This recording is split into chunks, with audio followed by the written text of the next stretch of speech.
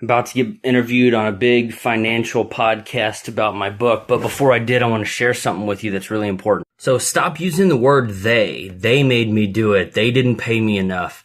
They didn't give me whatever. And start putting the ownership on you. You can never make them do anything. They don't do anything. You give them the ability to do it. I don't remember who said it. I think it was one of the a first lady. People only treat you the way that you let them treat you. So put they in the column with deserve and entitled and all of this other bullshit that you should not say, and put yourself in the driver's seat. You are in control, whether you know it or not, or whether you will accept it or not, and you can control the direction you're going.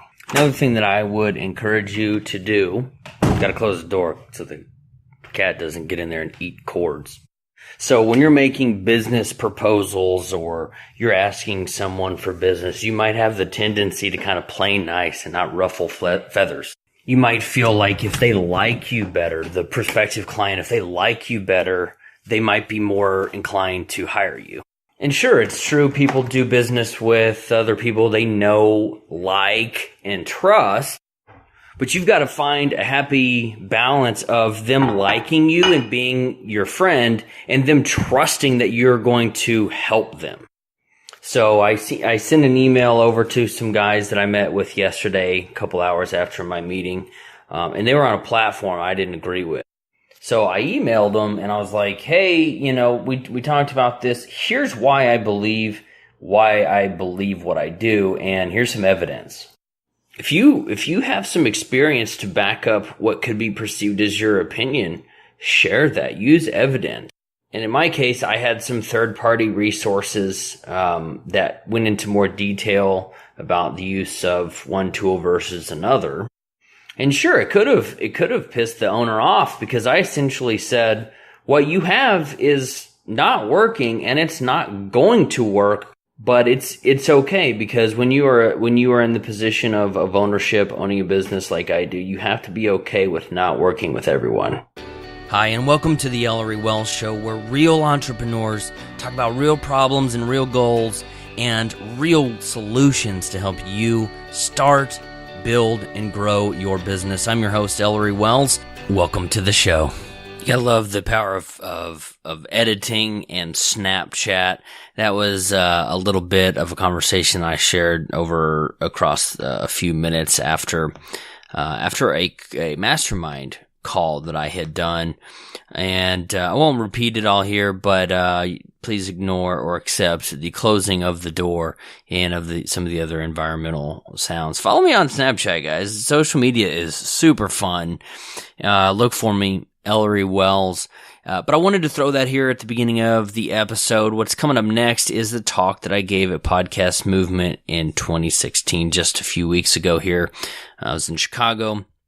I had the opportunity to get on stage and talk to, I don't know, it was probably 50, 60, 70 different podcasters from all across the country, maybe the world.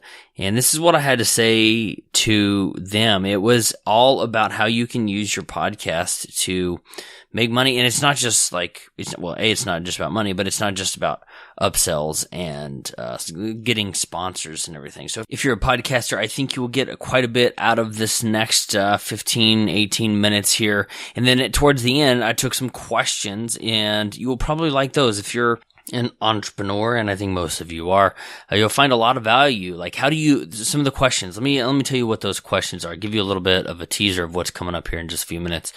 Do you lead with a product or a purpose? Do you follow your passion, or do you follow profit? Which one should you lead with? That's a pretty big question that I've asked myself, and I know I've heard it being asked in other groups over the last few years.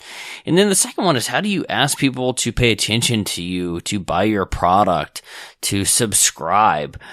How do you do that without feeling like you're just shoving something down everybody's throat? So those were the two questions.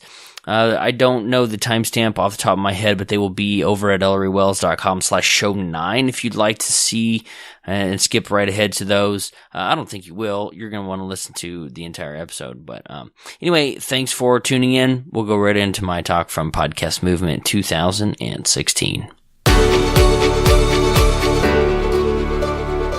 Hello, everybody.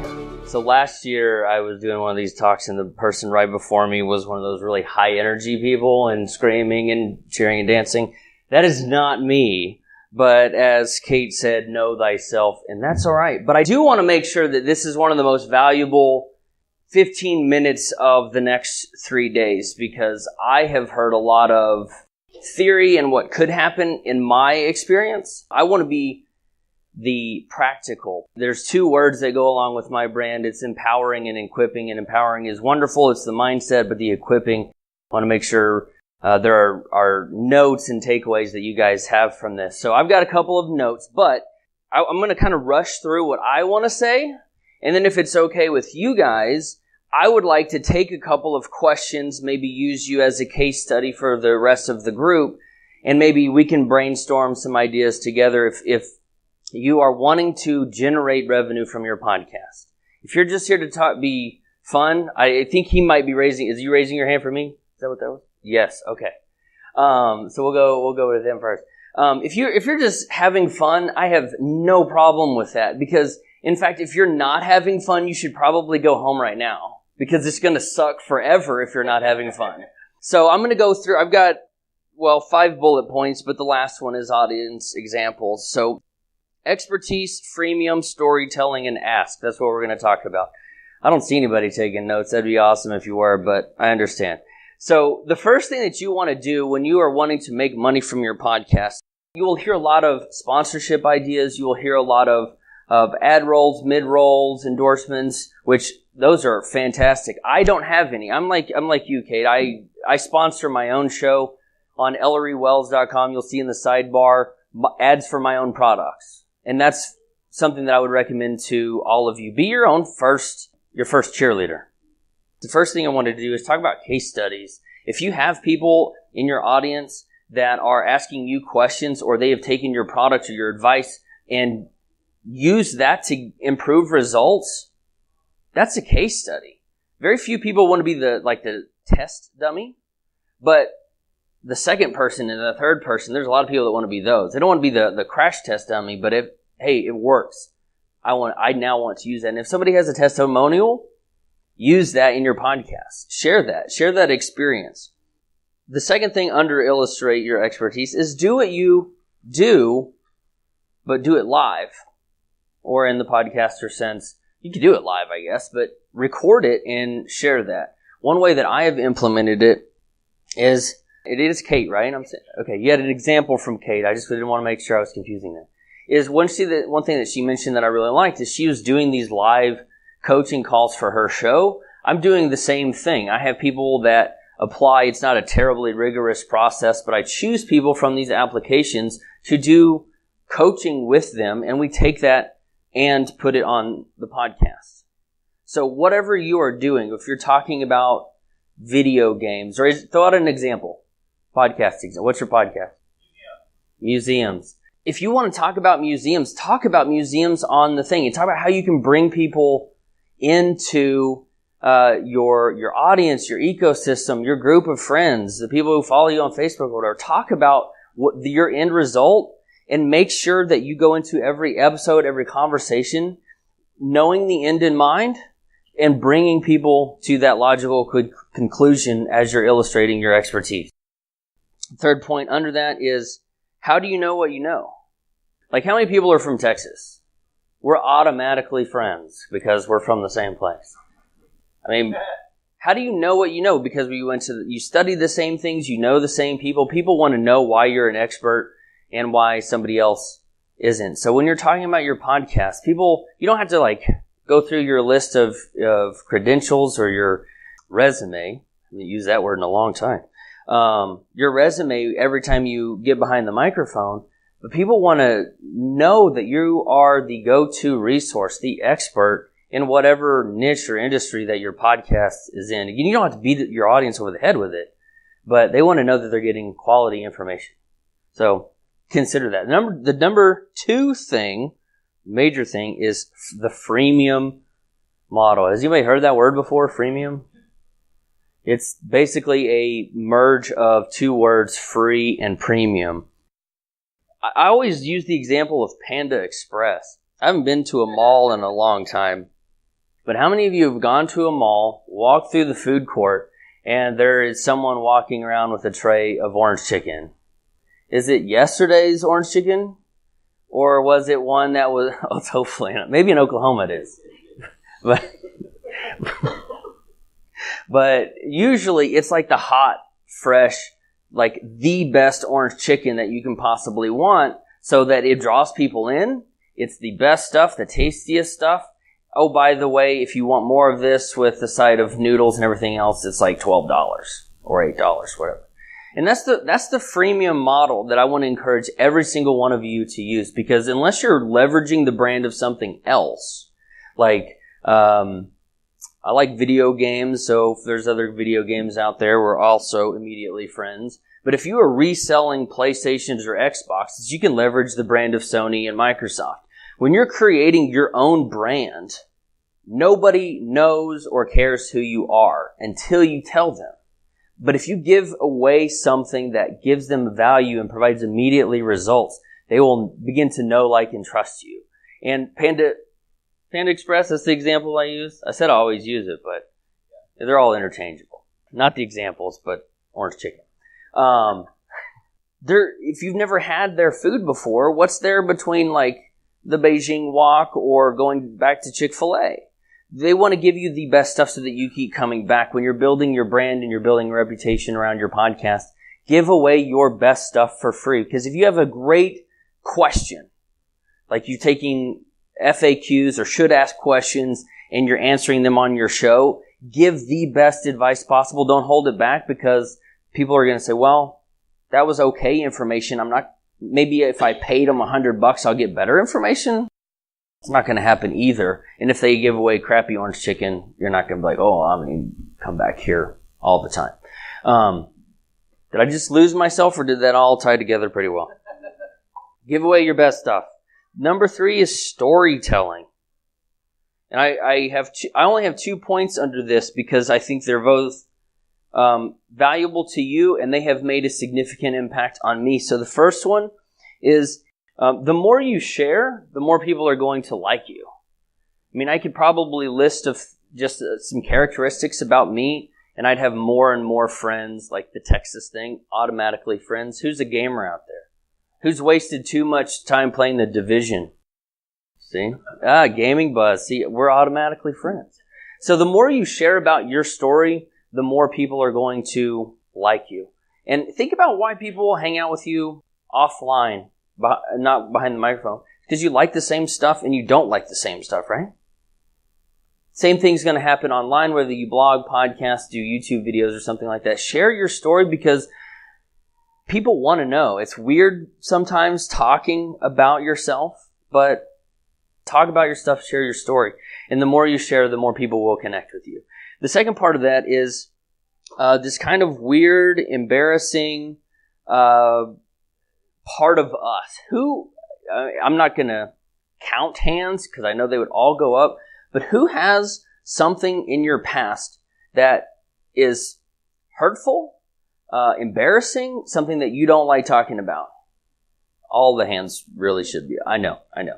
But here's the thing, and I was doing one of these coaching calls with a lady named Brenda. My show is the Ellory Wells Show, and it has not yet released, but I told Brenda it's this moment of weakness that is where we're going to connect with people the most. The thing that hurts us the most is where we will find somebody that will connect with us. And I'll use an example from Podcast Movement last year. There was a room, I don't remember who was talking about it, and a topic similar to this bullet point came up, and the guy stood up and he said something about adult domestic abuse to men, and how many people would connect with that. And that's a very small subsection of the population. And there were, I think, 3 or 4 people in that room who could relate to that. You share something that embarrasses you, you don't want to talk about, that hurts, and you're going to connect with people. And the more that you do that, the more they will. And it'll polarize an audience. But here's also the thing about that. When you share that thing, it's also where you're going to possibly draw a significant amount of your power from as you talk. I think I'm running out of time for Q&A. The last thing is ask. If it's meant to be, it's up to me. If you're going to get anything, you've got to ask for it. You've got to ask for interviews. You've got to ask for someone to buy your stuff. You've got to ask people to come on your show. Ask people to listen to your show. If it's meant to be, it's up to me. Anyone want to repeat that with me? If it's meant to be, it's up to me. So just anything that you do, whether you do want to generate revenue from your show or not, you've got to ask for it. What was let's talk about your podcast, your topic, and let's see if we can help you generate some revenue from it. So at this point, my microphone that I was wearing on stage didn't pick up what people were saying in the audience. Thankfully, Ashley typed out their questions. We couldn't boost the volume and all that stuff. But I thought, well, we could just cut it. But she said this was some of the best parts of the talk. So what I've done is taken what she typed out, what questions I got asked. So I'm going to read those, and then we'll play my response that I gave from stage. So the first person said, so you talked about creating content and creating programs for people to sign up for. When creating those, do you transition that into your podcast and sell it? When do you create it? Do you have it all spelled out before, or do you create it as you go? So you have someone signing up for a program that is going to take them from A to B. Do you create the program in advance, or do you sell the program and then start creating as you get people to sign up for it? Here's what I said. I think if you polled a large audience, you'd probably find people in both camps. Either create the content and then sell it, or see what people need and then create it. What I would say is you got to know what your audience wants. I mean, you could create something that's fantastically amazing, but nobody wants it. I mean, if we were all talking about video games and I wanted to talk about making money or doing a business podcast, and that's not what you guys wanted to do, it may be the greatest presentation, but nobody would care. I think you got to know the direction that you want to head, but asking those questions will only make it more relevant and better. I'll give you an example. My friend Donald Kelly, who will be the MC of the main stage, he has a Facebook group called the Sales Evangelizers, I think. And he asked people one day about what were some of the struggles they had with sales, cold calling, all these.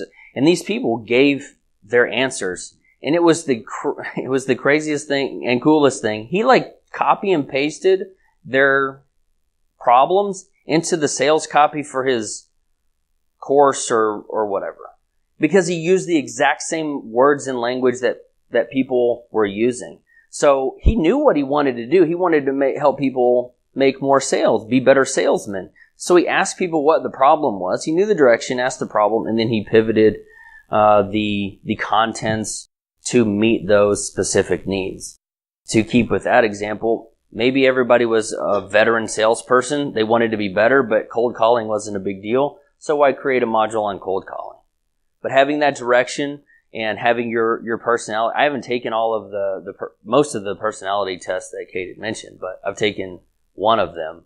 And knowing who you are, how your brand fits into that, and then being able to adjust it to give people what they want, or what they need, or what will get them the result that they're looking for, that's incredibly powerful. The next question said, you talk about ask. Can you expand on that? How can you ask for what you want? You can ask for subscribers, you can ask people for business, but in such a way that isn't irritating, or in a way that isn't like you're always asking, because that's not a very positive thing. And here's what I had to say about that, but I want to throw something else in there. You have to ask for what you want. And even though I'll talk about it here in a second, and I just mentioned it, I think in right before this question, but this comes up in a mastermind call or a coaching call almost every week. And I think the analogy that, I don't know if you'll hear it here or not, but the analogy of thinking of your product as a glass of water and you have to find the thirsty person out there is really appropriate. So when you have that belief in yourself and in your product, and you believe that there are people out there and who are thirsty, and you have this glass of water, it goes a long way. So here's what I had to say in response to this question. I love that question because it's something that I've talked about before, and I think it's missing and incredibly valuable. So what he asked was, how can you ask people to buy your product, listen to your show, pay attention to you without shoving it down their throat or being obnoxious? So I'm thirsty right now. I'll be honest. I've had some coffee and some orange juice, and I always get kind of this dry mouth thing when I'm on stage. If you had a glass of water and you said, hey, would you like this water? I would say yes. You have to look at your product, your solution, your message as the glass of water that thirsty people need. And you have to find the thirsty people. Don't waste your time on people that aren't thirsty. You're going to waste your time. Your message is going to fall on deaf ears. But if you believe that what you have is what people need, do you have an obligation to share that with them? If I'm about to get foreclosed on my house, and you have a way that I can reduce my debt, and I find out after I'm homeless that you had the solution, I'm going to be pretty pissed off at you. Do you have the glass of water that thirsty people need? And I truly believe that if you want to succeed in business, you have to believe that you have the glass of water. Because otherwise, you are just going to be shoving something down somebody's throat. They're not interested. They don't believe in it. You don't believe in it. And why waste your or their time? And I'll give a monetary example to wrap up. Charles and I made this joke last night, and I don't know if I got to finish the punchline, but when you get something really enjoyable, like think of the last movie you saw or last fantastic dinner, were you really mad that you paid $10 for the ticket, or were you like, it's $10 and I got 2.5 awesome hours? That's the same kind of thing when you sell a product that you believe in and they get enjoyment from it. It's like, man, I've been told I undercharge. How cool is that? $10 and I got to see Age of Ultron's kind of a bad example. The first Avengers, great example. But you know what I'm saying? Think about your glass of water, and people are not mad that they have to pay you or get to pay you if there's a hot exchange of a significant amount of value.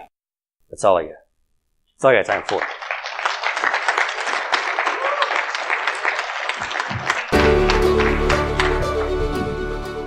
That sounded like a burp there at the end. I think that was me grabbing my tablet off of the pedestal. But here's what I want to share with you to close this up before we go into the next thing. And I talked about this on the Financial Survival Network podcast.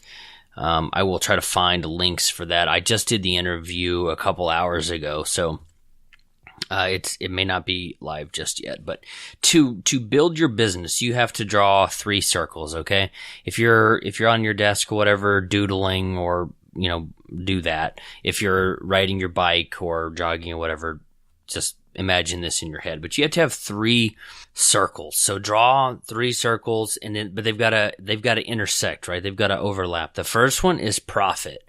The second one is enjoyment, and the third one is impact. To build a business, you've got to have something that's profitable. What can you sell and make money and make an increasing amount of money over time? We're not talking about necessarily scaling or whatever, but what can you sell and make money? The second circle is your enjoyment, right? If you're going to quit your job, and let's think exit strategy here for a second. If you're going to quit your job, you're going to stop what you're doing and do something else. Why would you go from one place of misery to another one? That's just ridiculous. So you've got to enjoy what you want, but you can't forget the profit part too. And this is what I told Carrie Lutz, who's the host of the Financial Survival Network, is that I enjoy cigars and video games, but I don't blog and podcast about either one of those things. They They are fun, but I'm not going to make any profit talking about them. So if you're going to leave a place where you're making money now, maybe that's a current job or something like that, and you're going to move to something else, you've got to enjoy it. But the third one is you got to have impact. You've got to make a difference in the lives of other people. Or else what's the point? You got to help them get out of debt faster, like my friend Amy's doing. You've got to help them build sales funnels, like my friend Jason's doing. You've got to help people find their purpose and get clarity around what their mental issues are, like my friend Rusty is doing. You've got to do all of these things, and you've got to have an impact. And when you can find something that you enjoy doing, when you can find something that you can move the needle for somebody, make their life better or different or change it in a positive way, and you can make money, wow, that's a pretty cool thing. So when you're going out and you're wondering, how do you ask somebody to buy your product or your service, or what kind of content do I create, and how do I sell it, or what kind of business do I need to start? Think, where's this convergence between profit, enjoyment, and impact? I don't know that that's been said somewhere else. It might have been. If it is, I'm not trying to take credit for it. If it's not, I'll take full credit. But all joking aside, that's kind of how I see it. I mean, I do something I enjoy that makes me money, and then I can make an impact on people. So when you're going out there and you're trying to figure these things out for yourself, just want to encourage you to keep that in mind. Thank you for tuning in to the Ellory Wells Show today. This is show number 9. Did you know that we are in iTunes and Stitcher? I bet you did, because you're a pretty smart person. But you can listen to the Ellory Wells Show almost anywhere. I set up a Google alert for my name, by the way, and I've got all kinds of weird sites that are syndicating my podcast. I've seen a few people on Facebook talking about iHeartRadio today. Maybe that will come. But you know what? I don't care where it is, as long as it's where you want to listen to it. So if you want to find the Ellory Wells Show in iHeartRadio, and enough people to tell me the same thing, we'll look into it. But I want you to be able to listen to it, and you can always go to ElloryWells.com/show. And if you throw in show 9, you'll get the show notes for this page. Exit Strategy has been out just over a week, and it has led to a lot of opportunities for me. I want to point out one thing for you. If you go to ElloryWells.com/self-publish, it almost sounds like shelf-publish, but it's self-publish, you will find 8 reasons I chose to self-publish my book, and you get an idea on just what I was thinking. That sounds really weird. What in the heck were you thinking? But you'll get to, if you're thinking about writing your own book, here are some reasons why you might want to choose self-publishing as the way for you to get your message out there to the world. So you can find all the links. You know where to go, ElloryWells.com/show9. One last thing before we go. I want to get more emails. Ellory@ElloryWells.com. I'd just love to hear from you. I mean, podcasting can be a fairly lonely thing. We get to talk to some really incredible guests. We get to be on shows as podcasters, and we're kind of the masters of our own domain here. But most podcasters spend their time alone in an office, or at best across a Skype conference, video conference or something, so you get to see people's face. But I want you to send me an email. Tell me if you like this episode, or if you have any questions about what I talked about on stage or something like that. I would love to hear that. Shoot me a note, Ellory@ElloryWells.com. I hope you're having an awesome day. I hope the rest of your week goes freaking amazing. But take what I said on Snapchat to heart. Change the way that you think. Prioritize what you want to get done, or somebody else is just going to hire you to do what they need to get done. This is your life. This is the only one that you get, and I want your life to be pretty amazing. So go do something awesome. Thank you for listening to the Ellory Wells Show. I'm your host, Ellory Wells. We'll see you next time.